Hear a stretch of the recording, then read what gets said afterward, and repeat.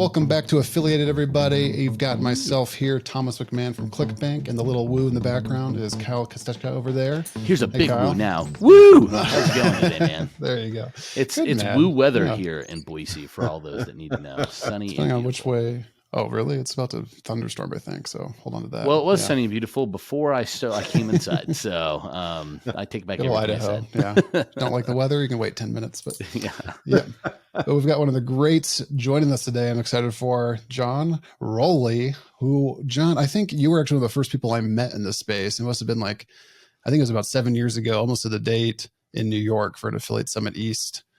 I remember that. Yeah. But I think Rob Paulos, yourself, and I, and Dom, and as Dom was taking me under his wing out there, and you're one of the first people out there that I met in person in the space. So it's kind of cool to see this coming back around. Time too. A little too good of a time. Yeah. like many true first events for a lot of people, it's too much of a good time. But exactly. Yeah, I was going to say, John, you were one of those names. I remember when I first got hired in the industry, you just hear John Rowley, John Rowley. I thought you might have been like a professional athlete or an actor, or, you're a celebrity of sorts amongst all of us for the great work that you've done, the big things you've done in the industry. So I appreciate that, Kyle. Awesome. Yeah, excited to talk to you today. I'm excited to talk to you guys too. Thank you. No, I know you've been a bit, we'll say, behind the scenes for a little while here in the recent years, and you're coming back in force, but I'd love to kind of dive into, before we get to that part of your story, a little bit where you started in this space. You've got a pretty unique journey into direct response marketing, as we'd call it here, and kind of your rise up and your staying power. So where'd you get started in all this? Well, I started studying direct response advertising back in the early 80s from my kitchen table in a small apartment in Brooklyn when I was working as a janitor. And then my career, I decided when I got into, I was a very good athlete, and I had a bad car accident. So I ended up as a janitor working in a walker for a few years, and then decided to conquer Manhattan real estate. So I conquered Manhattan real estate, but I always continued studying direct response marketing. So then fast forward a couple of decades, I came out with a couple of books. They became bestsellers, and but I wasn't making any money with them. And then I was also a motivational speaker. I was taking Zig Ziglar's spot in a lot of places, and I was speaking all around the world. And then the economy crashed in 2008, which I lost all my speaking gigs because nobody was hiring speakers for a while. And I was booked out for a couple of years. I also owned a construction company that was tied to the housing market. So not only did I lose that, but that left me deeply in debt. So I had 4 years where I was in the desert. And so I started handling the marketing for Iron Man magazine and Powerhouse Gym magazine, just anything I could get my hands on, thinking that, well, I probably wasn't going to make any money with it, but God can't bless your steps if you're not walking. So I just did anything I could. And during that process, John Benson reached out to me. Apparently he had seen me speak on stage, wanted some advice. I think it was Bill Phillips who introduced us. And he wanted some advice on speaking. So we became fast friends. And after about a week of chatting, he goes, "Oh, what are you working on?" I said, "Well, I'm working on something called a sales page. And I have no idea what I'm doing." He goes, "Well, send it over to me." So I didn't know who John was. And right. So a few days Give later, a quick, if for the listeners who might not know who John is, he invented the VSL, video sales letter. Right. Yeah, and he's one of the legendary copywriters of our age. But I didn't know that. So a few days later, he sends me an email with this sales page with a sales letter. So I immediately got on the phone and I said, "Who are you?" I said, "I want to buy this book. This is amazing." He goes, "You honestly don't know who I am?" I said, "No, I don't." He goes, "You just been helping me because we became friendly?" I said, "That's it." And he goes, "Some would say I'm the best copywriter in the world." And so we became fast friends and business partners with Old School New Body, which is still doing well on ClickBank all these years later. It is. And through that same process, I became friends with Mike Geary as well. So between John and Mike, they really accelerated my success in this business. And that's the one thing I like about this business is it's very collaborative. When I was in New York real estate, nobody wanted to see you climb your ladder of success. They wanted to pull you off. None of them had the nerve or the gumption to work as hard as I did. So they would try to, pull you off your own ladder. And in this industry, everybody really helps, which is what I really like.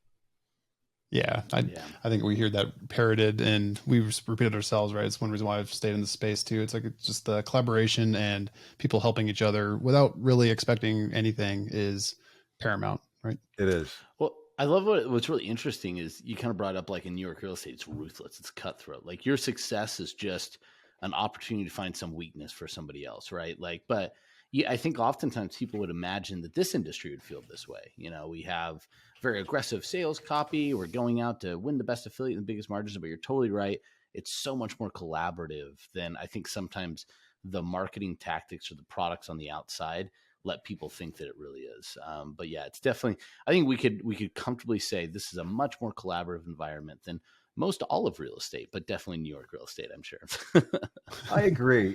But even the aggressive sales copy, I have a feeling that's going to be changing over time because the It is, yeah. with the advent of AI and everything else that's going on, everybody's going to start sounding the same. So I think it's going to be more and more important to have like personality. Like when I first came into this industry, I was a regular on TV. I was on TV 2-3 times a week, national and international TV. I had my own TV show. It was a talk show. We had 1.3 billion viewers worldwide. And I had 2 best-selling books. And when I came into this industry, everybody's like, no, throw that out the window and let's focus. You got to focus on the offer. Just focus on the offer. So I did, because I was listening to people who were more successful than me in this industry. But if you're paying attention, now all of a sudden it's going back to personality driven. Now we're trying to, let's brand ourselves. Oh, the offer is important, but we still need to brand ourselves. Yeah, we're seeing the traffic sources like Facebook and Google and YouTube, right? It's like they need a more branded presence over there because they are always tightening up compliance to a degree, not wanting a VSL you can't bounce away from for 40 minutes before you even see a buy button. So they're thinking about their end user, and a more branded experience caters to that end user who, doesn't have a 40-minute attention span as much anymore. So. Well, I think one thing you mentioned I think is really interesting from the AI front is you mentioned that voices will start becoming homogenous. And I kind of saw similar things where it's like over a certain amount of time, like if it's doing all the writing, everything will sound somewhat the same. Yet AI also does unlock a lot of abilities to scale personalities where they still have to be a personality. It can't fake that, but it could make scaling and video content, getting production out for that personality so much easier.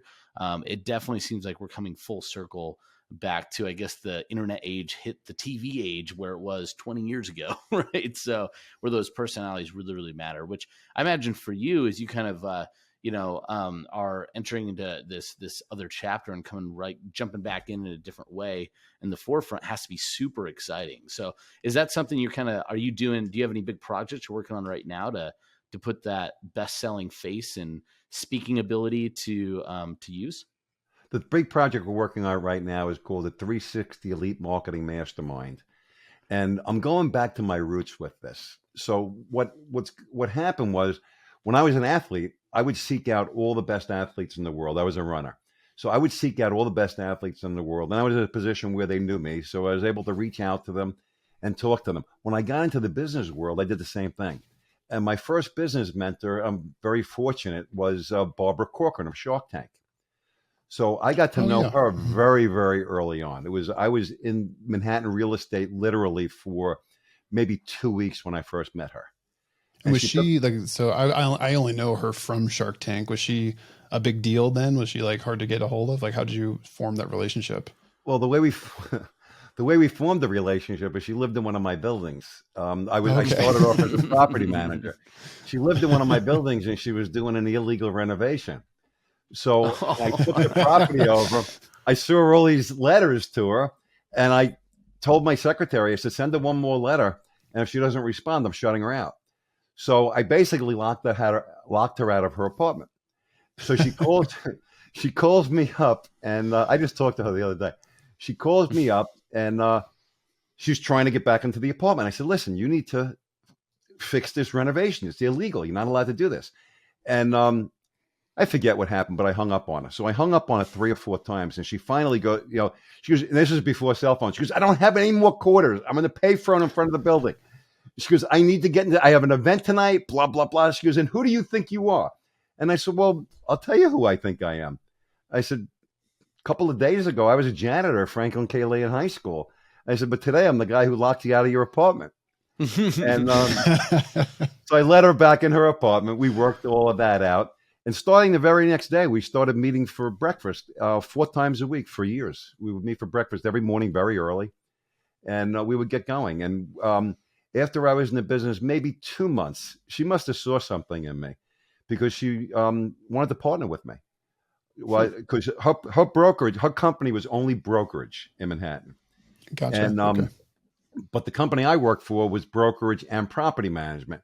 And what I did is I started going to the superintendents and behind the scenes telling them that I would not be upset if they started throwing away all the mail from all the other real estate companies. So we started controlling brokerage in all the building, and I controlled Park Avenue, Sutton Place, Beekman Place, Fifth Avenue, Central Park West, Central Park South, and everything that was very, very expensive real estate. So we did look at buying companies, several companies, and I ended up moving my family down to North Carolina for a better quality of life for my kids because I had a young family and I was working from 5 o'clock in the morning until midnight most days. Oof. So we never ended up doing it, but we stayed very close friends. The two hard books that I published, she was kind enough to endorse. And even with this mastermind, I thought to myself, the first one I emailed was Barbara. And, Jay Abraham gave me the idea along with David Deutsch and Armin Moore, and they encouraged me to do it. But I sent Barbara an email, and she literally responded within 2 minutes. I was still sitting at my desk, and she goes, "Yeah, I'm in. I'll help." That's so awesome. That really encouraged me to go down this route. I think awesome. one thing. Yeah. Go ahead. You go, Thomas. You're good. There you go. Oh no, I love those stories around like how the different partnerships is formed, because I think you've been around the space, John, right? Like the more success I see, it's usually with a partner in some way, whether it's mentorship, whether it's a true partner in like a business sense and there's equity being split, or it's just that mentor mentee kind of bouncing of ideas off each other, or it's in some sort of mastermind format, right? There's always some sort of collaboration that's going on. The people that go it alone, in my experience, some make it, but a lot beat their head against the wall and get really frustrated and think the space is a lot more competitive than it actually is, right? And I see them almost wallow in their misery, for lack of a better term, right? And kind of shake their fists at the air and curse the gods that they aren't having success. And it's like, dude, just get out to an affiliate summit or something. Like, start meeting some people. Right. Yeah. When I went into New York real estate, I was 28, I think, when I went into New York real estate, 28, 29. And I ended up becoming the youngest senior vice president in Manhattan history ever. There's nobody I was a senior VP by the time I was 30. And nobody gets into Manhattan real estate before they're 45. They start in Brooklyn, Queens, the Bronx. But what I did is I didn't know anything. In fact, I'll tell you just a really quick, funny story. My very first day at work, I had to go to a board meeting at 7 Park Avenue. Harry Helmsley was the sponsor of the building. I ended up working for him and eventually running one of his companies. But when I went into this meeting, my boss told me, he goes, "Don't say anything. We don't want them to know that you don't know anything. Just take the minutes." So the next morning, we're in the office. My boss yells across the office. He goes, "Mr. Rowley, can you get the minutes in my desk in the next hour?" I had no idea what minutes were. I said, "Oh, I'll do you one better. 79 minutes, Mr. Harris." I wanted to impress him. He starts laughing, and he goes into his office. My secretary comes into my office like a pit bull. She goes, "I'm not leaving my job because you don't know anything." And I was like, "Well," I said, "I don't know what minutes are, but we'll recreate whatever I need to. But if you can get me through the first year, I promise you'll have a good career, and I'll take care of you." And she got me through the first year, and she stayed with me my whole career. That's amazing. Oh, awesome. You're still working with her? Not anymore. She's still but so one thing to go back first, obviously super impressive to hit that mark. Granted, you mentioned that no one could outwork you, and from 5 a.m. to midnight every single day, I could imagine that's quite a bit of work to get you there. So if everyone thinks that success is per chance, that would be a marker that's not. That being said, I want to go back to that first interaction with Barbara, because I feel like that's a great way to create a longtime enemy in most situations, right? Is locking somebody out. Well, it could have went the other direction. Yeah. So I'm really curious, and I know this is tough to like draw from the reaches of your brain that far and long ago. But like, have you ever thought about like what you did to be able to have that kind of conflict, that kind of interaction, and earn somebody that's high powered, very, very successful, such as yourself?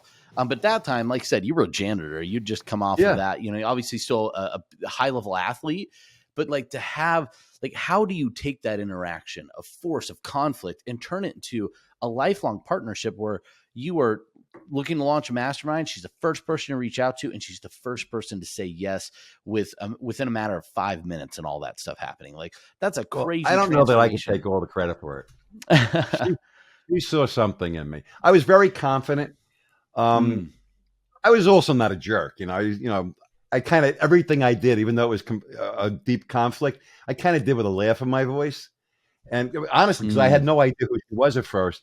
By the time I hung up by the third time, my secretary goes, "Do you know who she is?" I said, "No." She goes, "She owns the Corcoran Group." I'm like, "Oh, crap." And the Corcoran Group wasn't as big as it is today. It was still, it wasn't a boutique company at that time, but it was still a smaller company. But one thing that I did do, and Barbara recognized this in me as well, is when I met with her for breakfast the next day, I picked her brain. And then she found out from other people that I was calling everybody, anybody who was influential in New York real estate, from Donald Trump on. I called and asked if they would meet me for coffee. And the reason I asked for coffee is because, quite honestly, I couldn't afford to bring them to lunch. I wasn't making any money back then. So I would meet them for coffee. And honestly, everybody met me. Not one person turned me down. Some people I had to wait 6 months for, but nobody turned me down. And I would always tell them, I said, "Listen, all I need is 5 minutes. I'm going to ask you 3 questions. That's it. And I'd like you to bring your day timer with you." This is before phones and computers and stuff. So everybody carried their little day timer calendar around with them. So I would sit there and I would ask them 2 or 3 questions based on their experiences and their background. But my last question was always the same: "Can you take your calendar out?" And that always got them curious. And I would say, the reason why I want to see your calendar is because I know because you've met with me, you want to give me as much information as you can to help me where I'm at. But if I can see your calendar, I can see what's important to you, how you plan your day, and exactly what you do. And I would memorize their calendar. I'd go right back, or I'd go right outside and I'd write down exactly what their schedule was. And I kept a list of everybody's schedule: Barbara Corcoran, Donald Trump, Mr. Rose, Mr. Helms, like anybody I could get a hold of. And I'm talking hundreds of people over my career, thousands of people over my career. And it was very, very helpful, not only to get their advice, but to see how they actually implemented the advice in their own lives. And I still do that today, whether, I don't have to do it so much anymore, but, whether it's a Jay Abraham, a David Deutsch, John Benson, Mike Geary, Roland Frazier, whoever they are, I call them up and I find out what they do on a daily basis. Man, John, that sounds like a book. I just feel like each chapter could be somebody's day planner and their agenda, and it leads into some reason to why they structure the day. Here's the theory. Here's the draw from it. Here's what I learned from it. And here's what you can take from it. Please write that book, because I'm so damn curious now. That is just so cool. No, it's really going to write a new book. But there you go. What I find in my life is skills are important. Yes, you need to have skills. You need to have perseverance. You need to be able to stick in there. But your daily habits is what makes you successful. I'm 63 years old. I've been sick for the last few years, but my daily habits haven't changed. I still get up very early in the morning, usually by 5. I take care of myself first. I read my Bible. I pray. I head to the gym. I take care of myself first, and then I get to work. And I like to get most of my work done in the morning because I find that's when I'm most creative. And then in the afternoon, I'll do things like this. I'll communicate with people, do a podcast, interview with somebody, or help somebody. Like I had a call with Kevin Rogers before. So I just find I find it extremely interesting, and which is why I like doing this mastermind, because I get to pick people's brains every day. Yeah. Yeah. Tap into their genius, get insight. What I like too, that I think you tapped on a nugget there that I don't want people to gloss over, because I think a lot of people they seek that kind of mentorship, or they really want it, but they don't seek it, I should say. They're like, "Oh, I really want this help in the way," but they are just kind of just hoping it happens. What you're doing, though, is right. You were actively reaching out to the people you knew were players in the space that you were in. And what I love about what you just said there is that you were giving them a very easy yes, right? Can you meet me for coffee? Meet me for 5 minutes. I've got 3 questions for you, exactly. Right? Like, who's not going to say yes to that unless you are just so busy you can't handle it?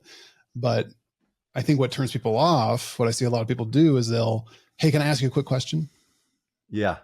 Right. And they reach out to you on Facebook and give you a pitch. Yeah. It's either a pitch or just, hey, can I pick your brain or ask you a quick question? And we all know that a quick question is never as quick to answer as it is to ask. So it's a very open-ended, nervous thing to respond to. Whereas, hey, I've got 3 questions about X. Can I run them by you? Yeah, sure. I can probably knock that out. Right. Or whatever it might be. Well, plus the addition of the item that's like, a little bit of like, not only was the boldness to say, yes, I have these 3 questions, and also bring your day plan. Like that's just an added little sprinkle of interest that makes me pause and go, Another wait a hoop. second, that's different. Yeah. What no, I found you're right, was Thomas, it made them great. curious. I didn't do it for that reason. I did it because I wanted to see what was in their daytime. But I found out it made them curious. They were really kind of curious. And I got to be honest, everybody said, even in this industry, anybody you reach out to, if you reach out to them the right way, most people are going to help. Yeah, people like to help. Yeah. Yeah, I find it's the unknown commitment of time that is really a big turnoff for people, right? Because they don't want to get wrapped into something that they can't get out of or something like that. What I was curious on, going in a different tangent here, with Old School New Body, right? That's been a long time top selling offer. A misnomer, I think, that's in the space, that offers have a shelf life, they fatigue, they run out of room, right? They kind of stop selling after a while. Why do you think that offer has been able to stay around as long as it has as a good seller? There's a couple of things, but I want to preface it. When we launched Old School New Body, I was desperate. And I remember going out of my back deck, getting down on my knees and praying to God that it would just bring in $500 a week so we could eat, because I had lost everything. So the first answer is, I really believe God blessed it.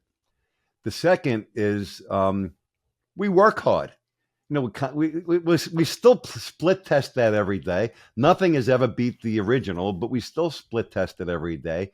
We go over our numbers every day. We have phenomenal relationships with all the affiliates. Mike Geary has been amazing as far as driving traffic to us. In fact, I was talking to Mike not long ago, and he goes, "This is the best offer that has ever been in the history of the market." He goes, "It's a white elephant," or whatever term he used. He goes, "You don't see this like this. I don't know how long Old School's been going, but it's close to 15 years. You don't see most offers for more than 15 months." But I think it's because, blessing, of course, but I think it's the hard work that goes behind it, the follow-up that we have with the affiliates, and not just that, also being on the ClickBank platform. And I know a lot of marketers that aren't on the ClickBank platform, and I bring a lot of marketers to ClickBank there's a lot of reasons, but one of the main reasons is the affiliates know they're getting paid. So if it's a ClickBank offer, they know they're getting paid. They know that they're not going to get shysted or anything else. They're going to get paid. So, and Thomas, it's basics. You don't have to get too fancy. You do your split testing, make sure your copy's strong. You make sure you get a good relationship with your affiliates. Put them in. We have Old School New Body in back ends of other people's offers as well, so that brings up. But we also help a lot of other people. We were one of the first to jump on board with BioTrust, and we were one of their larger affiliates for up until they sold.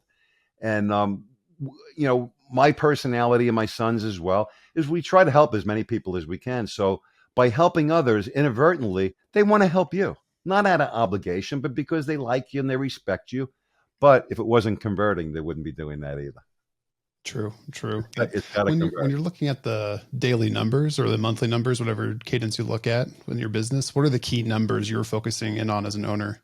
I just want to see the income, quite honestly. That's what I look at. But I'm also 63 years old, and I just don't delve into that stuff as much. But I'm also fortunate. I have my son, Jim. He's the president of my company. He's more numbers driven than I am. He's more analytical than I am. And then I've got Ben Thiel, who handles all of our analytics.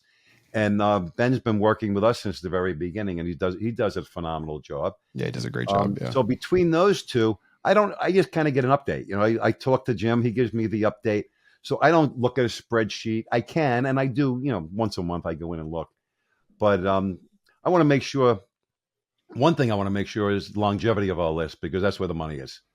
So I want to make sure that the people stay on our list. And they do. The people stay on a list for over a year, which is kind of unheard of. That's wild. I was trying to find the opening date of your account, but it's too old. It's so long. We don't. Oh no, here it is. If you don't mind me saying, it's the 12th of December. I'm sorry, December 2011, December 29th, 2011 was when this account was created. So okay, so it's about 12 years. It's probably been platinum since 2012. I bet that's how long. I was platinum. We did 5 million in the first 90 days, so I was platinum first month. Yeah, that's awesome. That is so crazy. So You I get your love that. retroactive diamond award for those years. Yeah, we should. We should. We should get a lifetime Nice. diamond award for We John for should. sure. That's a good idea.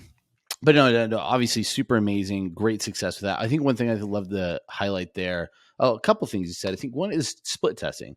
Even though it's doing well, and even though we haven't really beat the control, we're always trying, Yeah. constantly adjusting, constantly looking at it. Pairing that with a strong relationship with affiliates, I will tell you that is probably the most consistent recipe to success that we see. Is you test a lot and you have a great relationship collaborating with everyone around you. If you could accomplish those two things, which are not easy, if it was easy, we'd all be diamond, lifetime diamond, whatever.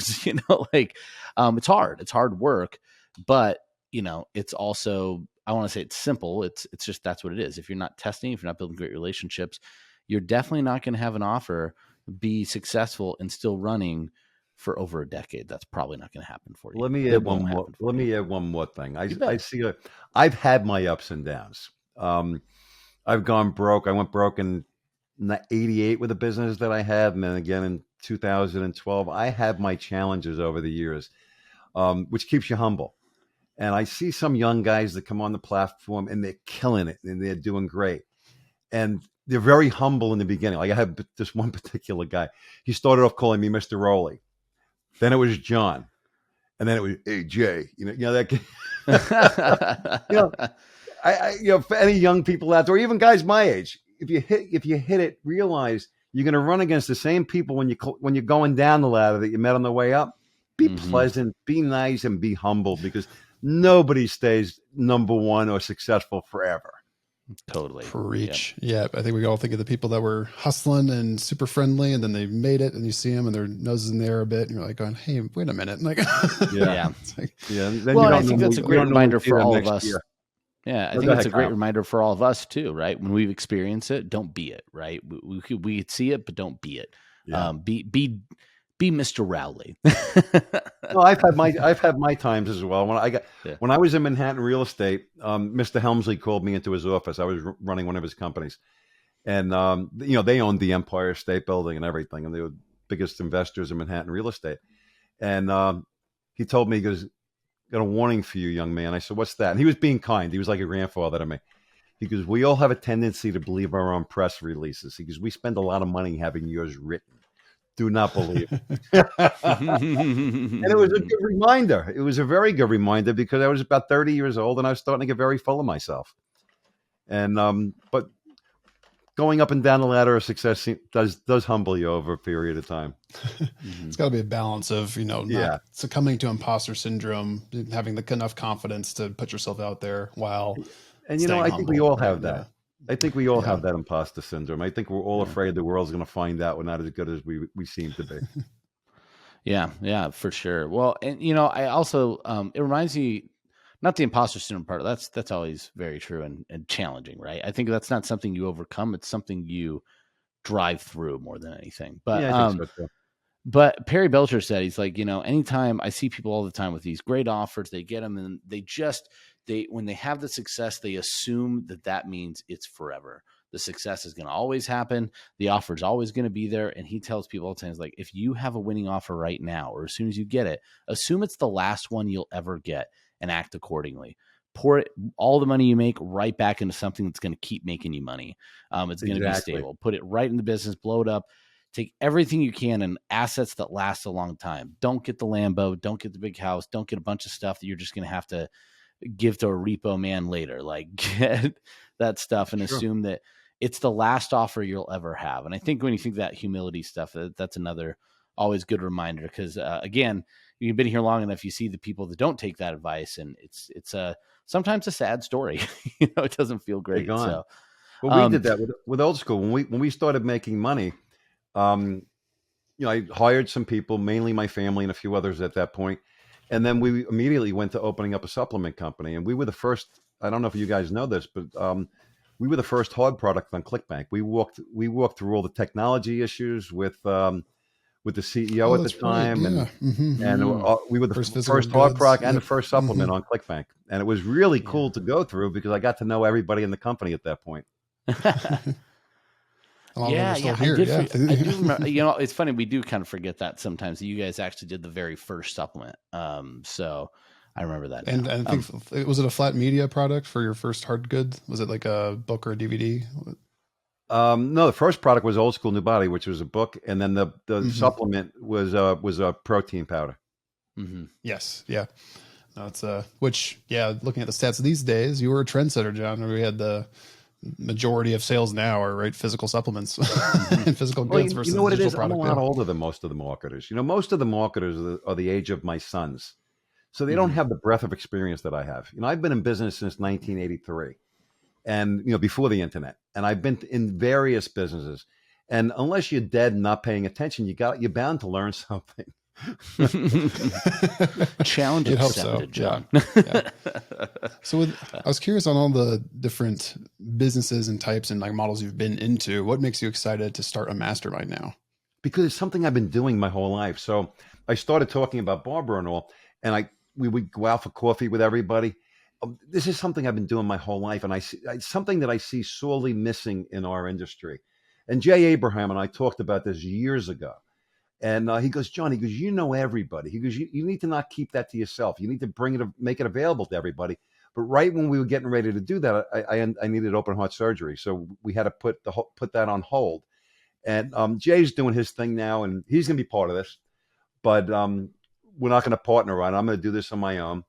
And the thing that gets me and the thing that drives me to not just do this, but do everything that I do is I hate seeing unfulfilled potential in people. Any business I've ever gone into, I'm the least connected, least talented, not the best looking. I can't sing and dance, but I always end up being the top of the company, whether it be in sales or when I was in real estate, with online marketing, whatever it is. I go to the top, and it's because I don't do it on my own. I seek out the best. In fact, Jay Abraham's a perfect example. When I was about 16 years old, my uncle ran a company called Milliken Textiles. He was a very, very, very wealthy man. And he would bring Jay Abraham in every year to speak. So when I was 16 years old, he gave me a cassette course of Jay Abraham's stuff. And then you fast forward, and Jay's one of my closest friends today. It's amazing the way things work out. Now, it didn't happen by mistake. Jay and I met, and we became very, very friendly, and I'm friends with his family. And he's friends with my family as well. But that's what drives me is unfulfilled potential in others. And because I've been around so long, I've been in so many different businesses, and I've worked very, very hard and studied a lot. I feel like I can bring value to people that might not have an opportunity to succeed otherwise. That's a really awesome mission that you got. That's a great answer. Yeah. Yeah, that's a great answer. And John, if you ever just want to feel prettier at your job and find an employee that says they just need to be less attractive than me, I'm available. Come on our podcast. If you just need, yep, that's what we do for Thomas. He's like, we need somebody that's going to make me look a lot better. And I'm like, I'm here. I know my purpose, but I could shave this beard down. If we ever took it off, people would be like, oh my gosh, grow it back so fast. So, and I think that's really amazing. Just that mission-oriented idea to surround yourself and take all the potential that we all have and bring it forth and be able to do that at scale in a mastermind. And I think you said something else too when you really talked about collaboration, how oftentimes you've been to a lot of masterminds, been part of a lot of masterminds.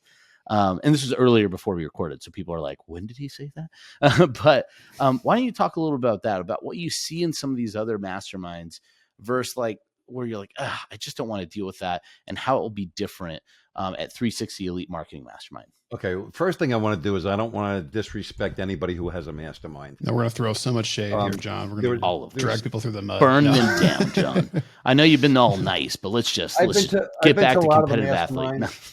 And every mastermind I've been to brings value. But when I go to a mastermind, I'm just being completely honest. I sit in the back. My son usually has a countdown time. Okay, Dad's out of here, 10, 9. And I leave because I can watch what they're doing on YouTube. And I'm not interested. I was a motivational speaker, and I was a top one. And I spoke all over the world, everywhere from the United States to South Africa. And I see it coming when some guys step on stage. Okay, what they're going to do is they're going to tease you with their information, And then they want to get you to the back of the room, or now with online stuff, they want to get you to their website so they can get your email address or whatever. And all I'm thinking to myself is, tell me what you do. Tell me what you do. I don't want to hear about the rest of this crap. I don't want to see a Lamborghini. And first of all, show me the papers. I like to see if it's even yours. I don't want to see the mansion. And why do you need a mansion? You're 22 years old. You know what I mean? It's like I sit there and it's like, I just want to know what you do. I don't need the sales pitch. You want me to buy your program? Say that before you get on stage. And say, listen, this whole thing is about me buying your program. I've got the money. I'll go buy your program. But I don't want to waste my time. And that's what I'm going to do different here. What we're going to do here is we're bringing people on, whether it be a Barbara Corcoran, Jay Abraham, Perry Belcher, whoever we're bringing on. And I'm going to do an in-depth interview with them. It's not going to be glad-handing. We're not going to be sitting there, oh, yeah, where'd you go on vacation? Deep dive into their business. But that's just the beginning. That's really just the tip of the iceberg. Then we're going to have an online community where we can all collaborate with it. Not me just teaching. Yeah, I'll be answering questions, and I'll be able to reach out to these experts and get answers as well, and maybe bring them on YouTube lives and stuff and bring more value. But I want everybody collaborating together. Okay, we've got this offer. What do you guys think? Should we do this? Should we do that? And I want everybody's, the reason they call it a mastermind is because when you put a bunch of minds together, it creates magic. It creates something that we can't do on our own. And that's the reason I've been successful, because I use other people's information, other people's support to drive me. And that's what I want to bring to this mastermind. Not just an interview and a sheet of paper giving the highlights of the interview. That's the tip of that's the 1%. The 99% is going to actually be the true mastermind where we're all collaborating and trying to help grow each other's businesses to a point where we can never possibly do it on our own. Is there like a level of business that it's going to be a good fit for this? Is it like people that I've got an idea and I've got cash and I need to figure it out? Is it more, I've got this kind of run rate and we're getting stuck? Is it more optimizing what's already working? Like where is it for you that you think that's going to have the best impact? We've been thinking about that a lot lately. I think it's going to be good for everybody from beginners to advanced, because the beginners are going to be able to pay attention, because we're going to be teaching the basics. Everything's going to revolve around the basics, but it's also going to be good for the guys that are making $10 and $20 million. You to get back in and say, okay, what does this person say? And let's, what are they collaborating about? And hopefully they'll bring value as well. When I first started this, I talked to a lot of my friends and I said, would you join something like this? They said, nah. But then when I explained it to them, how we're going to, it's not just going to be an interview, how we're going to collaborate, how we're going to work through this. We're going to really dial it in. Even the more advanced guys, I'm talking guys that are making, millions a month, said they want to be involved. Yeah. So, yeah. I hope that answered your question. It does. Thank you. And I'm always curious, right? There needs to be, not need is a strong word there, but right, I think it always helps me understand like, hey, who's a good fit for X, Y, or Z kind of thing, right? And just keeping an ear open for people. So it's like, hey, you're having problems with this. Hey, you should talk to this person, or hey, you should really look into joining this mastermind or go to this event. Just trying to find the right people at the right time, right? Well, also what we're going to do is we're going to be able to connect people. So when they get into the mastermind, I know everybody in the industry. So we'll be able to make introductions to ClickBank. I'll be able to find the appropriate copywriter for them. I'll be able to help them find the right place to house all their emails and what's the best program for that. I know the owners of these companies. I've been around for a long time. So like when I reach out to somebody, I reach out to you guys or Kelly, the CEO. At Moro Post, I reach out right out to the owner. I reach out to the owners of everything because I know them all. So I don't want this just to be where, it's just a one-trick pony. We're gonna try to fit people with the right, with the right copyright or whatever else they need, and I'm gonna be able to make introductions to people they would never meet. Yeah. So that sounds amazing, John. Because really, what you're doing, it's not a mastermind; it's a community, right? You're creating a community that collaborates and elevates each other up. Exactly.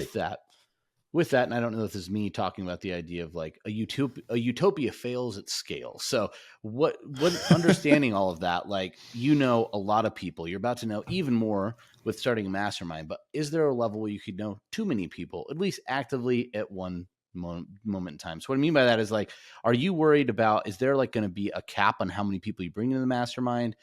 Is it going to be open to everybody? Or is it something where, hey, we're going to maintain a certain level, so we can make sure that we have that collaborative community where it needs to be before we ever grow it bigger, or just kind of an idea. I don't know if you even thought that far ahead, but Oh yeah, that was we my are question. thinking that far ahead. I don't know what that number is going to be.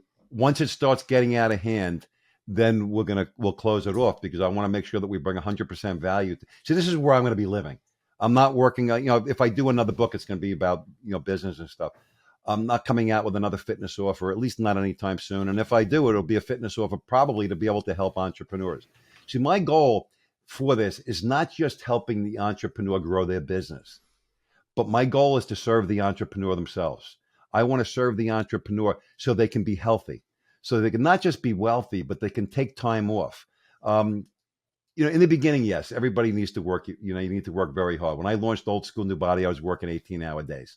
But most of the people I'm interviewing right now really don't work more than 4 hours a day, and they're very, very successful.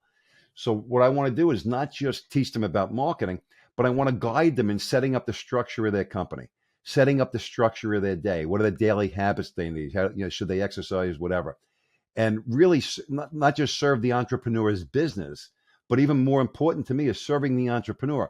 Because as I told you earlier, I've worked long hours, and you get burnt out after a while. And I was fortunate; I got a high tolerance for burnout. I could go a long time, but many people can't, and it's not necessary. So I really want to serve their business and serve the community. And to answer your question, I'm not sure of the cap off just yet. I think certain people in the community will chip in and start taking ownership and helping, and I think that will help.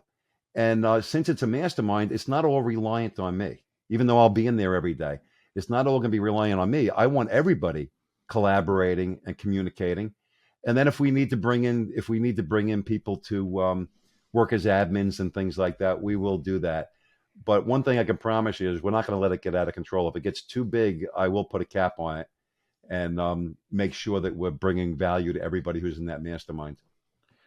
And is there a combination? I heard a lot with the online community, post the interviews and stuff like that.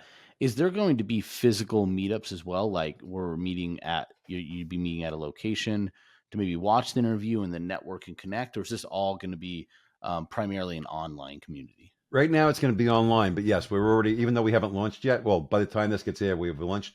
But yes, we're going to plan on doing something live. In fact, I talked to Kelly about this not long ago, the possibility of the platinum event that you guys have every year. Maybe us renting that space for an extra day, either on the beginning or the tail end of it, and then having our mastermind meeting there. We haven't planned anything like that yet. I want to get everybody in there and see how we're doing. But yeah, that's what I'm hoping to do in 2023 next year, doing a live event where everybody can come in. And you know what's going to happen though? When everybody comes in, they want to say hi to each other.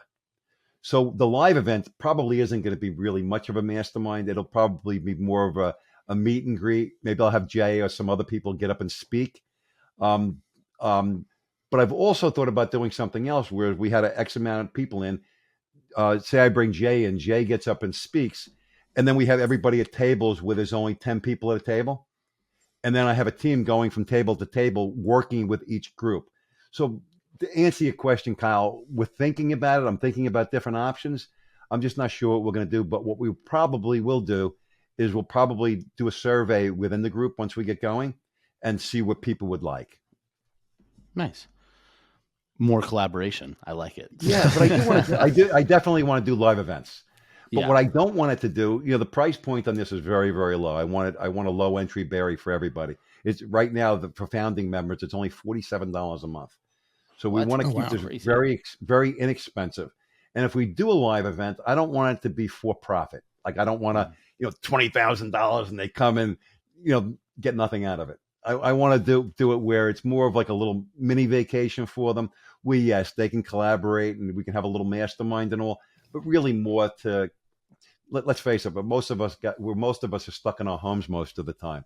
So it'd be nice to see everybody face to face and actually touch flesh and get a hug. Mm-hmm. Yes. I love it. Yeah. That's awesome. That's great.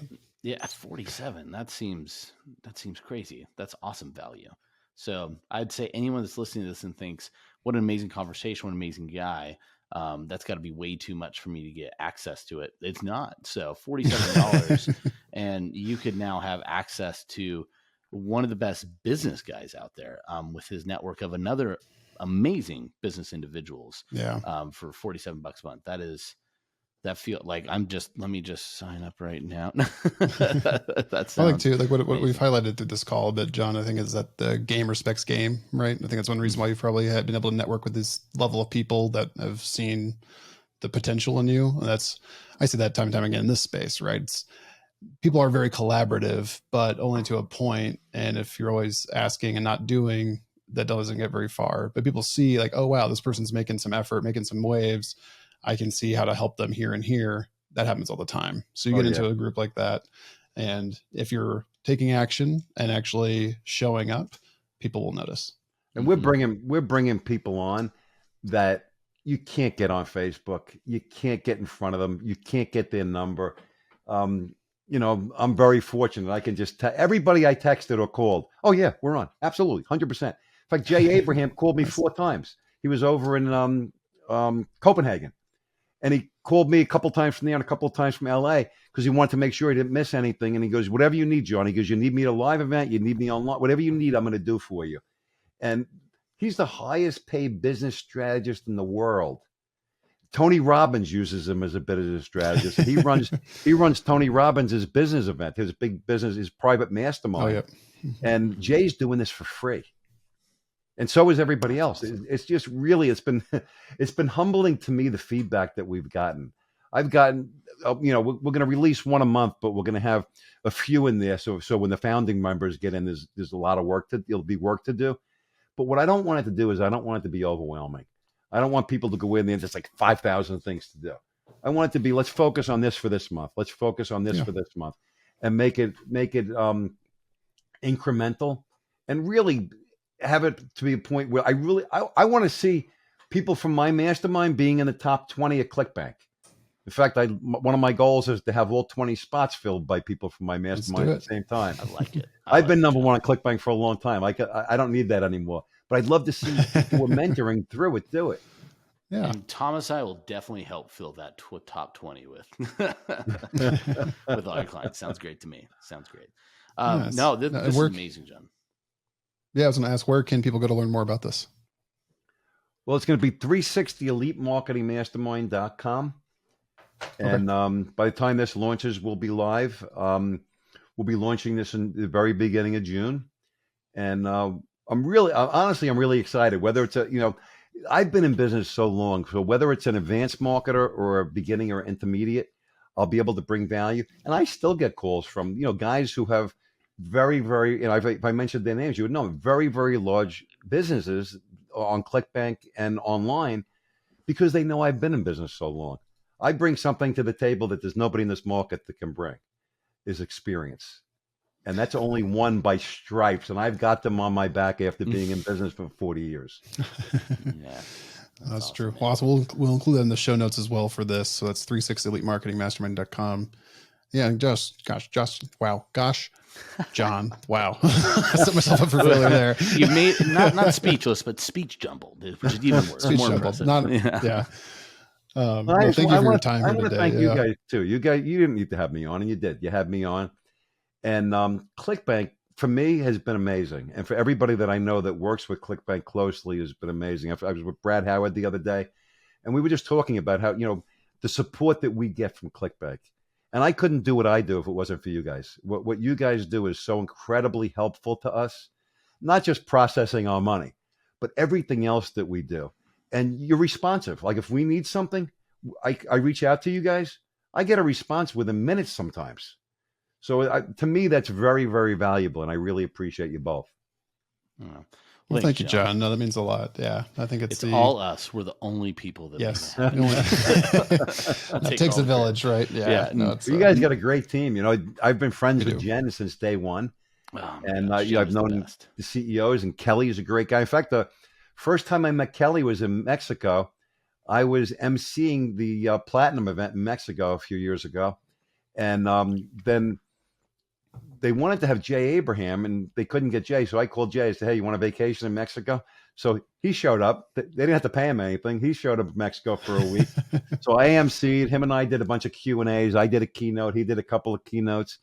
So anyway, point of all that is I'm a big fan of ClickBank and of you guys. Oh, Well, I awesome. think Well, we it's could- mutual, John. Thank you. Yeah, I was gonna say we can comfortably say we might be bigger fans of you, John. It was an amazing conversation. Obviously an amazing business, and behind all that is a much more amazing person. So we're grateful to learn more about you. And I think everyone listening to this, if you don't go check out the 360 Elite Marketing Mastermind.com, at least check out the website. But this just feels like it's going to be the game changer a lot of people really, really need in their business, and more importantly in their life, right? We're doing this all for a reason. Let's make sure that not only do it, but that reason lines up in a way that we're going to be happy. And I feel like the mastermind you're creating is built to make that happen. So Thank you. that's really amazing. Really, really That's the goal. appreciate it. And again, go out and go join now. Do it now. Well, the goal is to bring value, and I do intend this to be a game changer for marketers. When I first came into this industry, I was blessed. I had John Benson and Mike Geary, but they did their thing, but nobody really guided me. I had to figure it out. I was calling everybody and kind of making a pest of myself. And hopefully through this, that new people or advanced people aren't going to have to do that, because I can make the introductions for them. That's awesome. Well, great. Well, yeah, I think with that then, for again, everyone, we really appreciate your time and appreciate you, John. And just be sure to rate, review, subscribe, go sign up for 360 Elite Marketing Mastermind now, do it now. And until next time, what do we tell the people, Thomas? Happy scaling, everybody. Happy Happy scaling. scaling. Thanks so much. Have a good one. Thank you, guys. Appreciate you all.